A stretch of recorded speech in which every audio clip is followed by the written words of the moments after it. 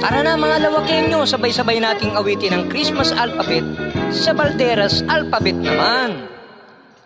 B is for bayan na dating barangay. A is for asenso na kamit na sa buhay. L is for lawak ng Pangasinan. D is for dangal ng pangalan wag dungisan. E is for engineer mayor na nahalal. R is for residente ng Kasantiaguan.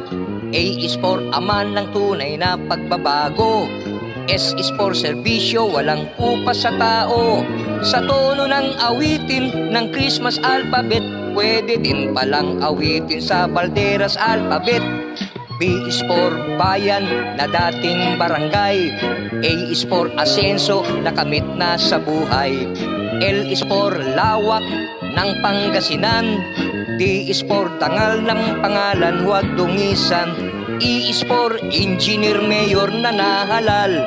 R is for residente ng Kasantiaguan.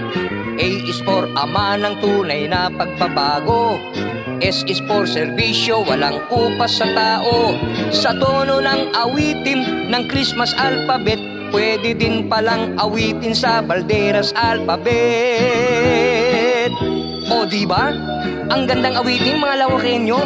Balderas alphabet sa tono ng Christmas alphabet. Merry Christmas!